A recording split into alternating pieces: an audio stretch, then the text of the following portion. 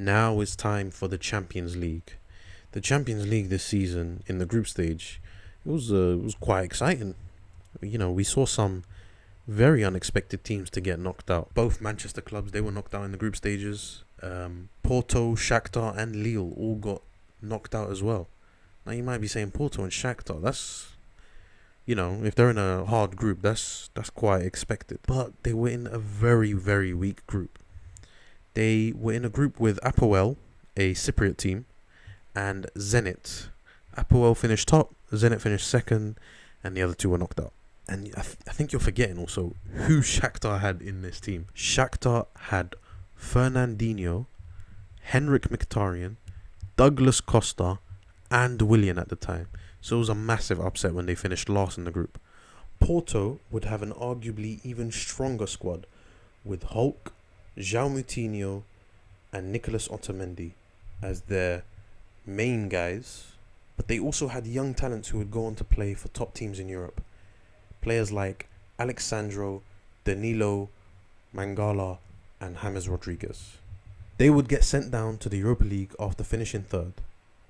Lille were expected to finish probably second in their group, since they had Inter Milan in their group.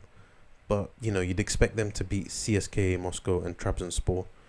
But they finished last in their group, a big drop-off from where they were expected to be. Man City were in the group of death, so their exit from the competition was less of a shock, especially since they only finished a point behind second place Napoli and 3 points behind group winners Bayern Munich. Manchester United would finish third in a group that consisted of Otelul Galati. Bro, who the fuck is that?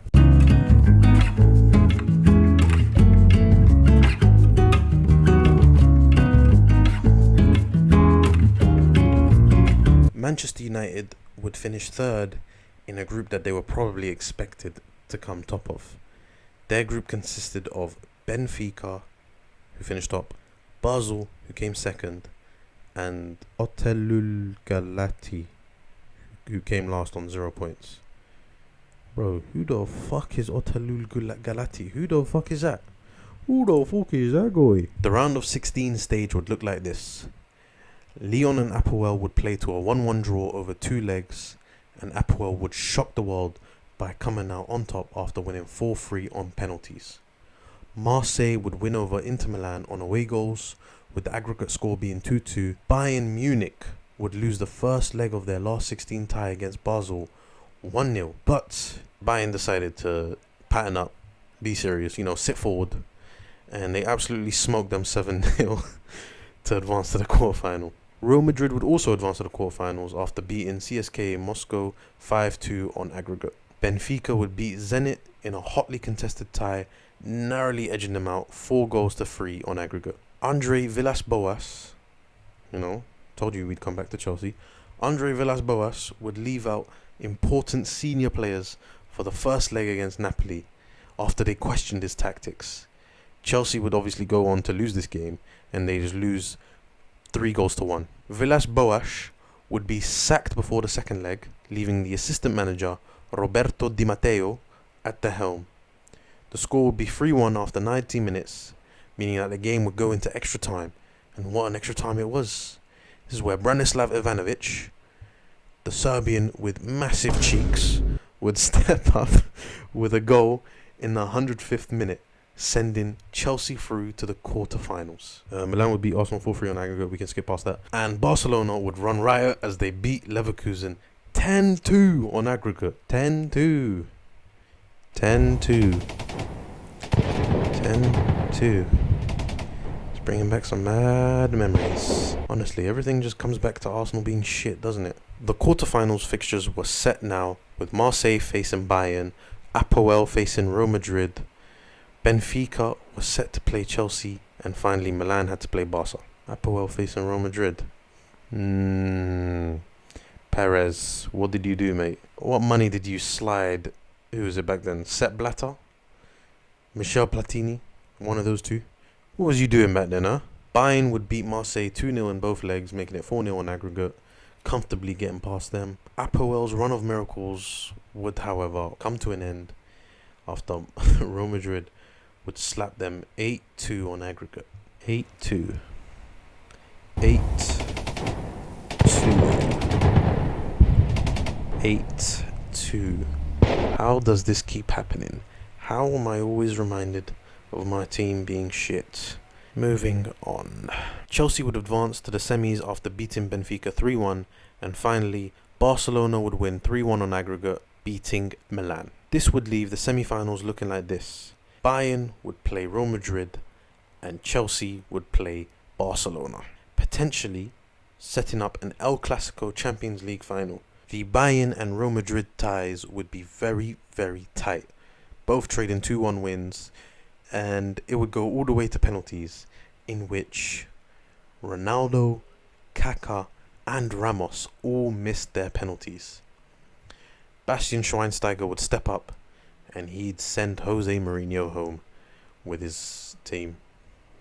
Yeah, that sounded better in my head.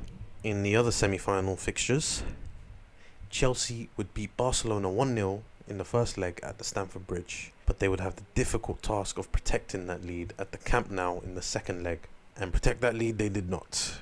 Busquets would equalise for the Blaugrana in the 35th minute of the game, and only 9 minutes later Iniesta would put them in the lead.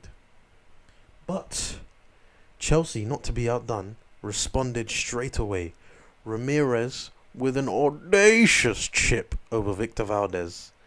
He'd score on the stroke of half-time. As things stood, Chelsea were winning on away goals. Barcelona would come out into the second half, dominating the game, and they would be awarded a penalty 4 minutes in. Lionel Messi's effort from the spot struck the crossbar, and Messi would hit the woodwork again during the second half, and it looked like it would only be a matter of time before Barca would score. In the 90th minute, Barca's fate was sealed as substitute Fernando Torres would round the keeper and score to ensure that Chelsea were going to Munich. Insert the Gary Neville clip. You know the one. Going into the final, Bayern were heavy favourites. I mean, they were playing at home. They were playing in their home stadium. It just wasn't, allocated to them, most seats. But basically playing at home, and their squad was seen as much better than Chelsea's. The way the final was playing out, yeah, you'd say that. Bayern were all over Chelsea from minute one, but Chelsea would hold strong, going 0-0 into half-time, and still holding strong in the second half. But unfortunately, on the 83rd minute, Thomas Müller would score a header from Schweinsteiger's cross. It was looking like an uphill battle. Chelsea had barely shown any attacks before that goal, but they would equalise from a Juan Mata corner after Drogba's bullet header would sail past Manuel Neuer in the 88th minute, and after 90 minutes the game was all tied up. Extra time was more of the same of the first 80 or so minutes from Bayern, as they still dominated the game, and Chelsea would just lock up shop, try to hold firm, make sure that they didn't concede. But in the 93rd minute, Chelsea's main man, Drogba, tripped up Ribery in the box, and the referee pointed straight to the spot. Robben would step up for the penalty. He probably had the replay of the Weidenfeller miss. I told you I'd come back to it. And unfortunately for him, he basically replicated a carbon copy of that penalty against Dortmund, and it was saved. It was pretty tame effort as well. Bayern would continue to come close to scoring another, but in the end, penalties came calling. The first penalty taker who stepped up to the plate was Lahm. He would just about score, with his shot being palmed by Cech into the goal. Mata was then up for Chelsea, and his attempt was unfortunately saved by Neuer. Mario Gomez would also score his penalty, putting it in the bottom left corner.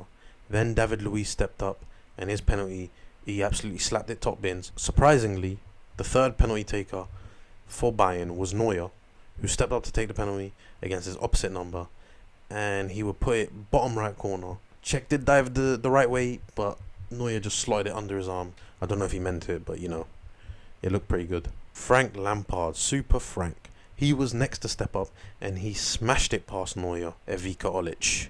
He would step up, and his penalty would be saved, blowing it wide open for Chelsea. And Ashley Cole would take that chance as he put it past Neuer in the bottom right. The fifth man for Bayern was Bastian Schweinsteiger, the hero of the semi-final, and unfortunately he would hit the woodwork. Now Didier Drogba, the man who scored Chelsea's equaliser and the man who just 3 months earlier had skied his penalty that would have won Ivory Coast the African Cup of Nations against Zambia, but he didn't because he bottled it. Bottler. He stepped up to take his penalty, and he sent Neuer the wrong way as he put it bottom left corner, and he went off to celebrate Chelsea's first Champions League trophy.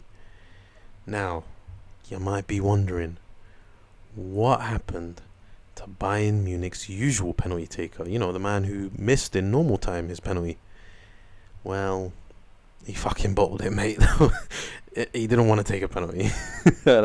He didn't get subbed off. He was on the pitch. He just didn't want to take the first 5. He fucking bottled it like no other. Goodness gracious me. This is the end of my 11-12 season review. I mean, there were a bunch more things that happened. You had Spain winning back-to-back Euros. You had Zambia beating Ivory Coast in the African Cup of Nations. Those are the only 2 that I know that happened. There's probably more things that happened, but still, it's insane to think that all top 5 leagues had a story. Even if Serie A's one was a bit boring, they still had an invincible team.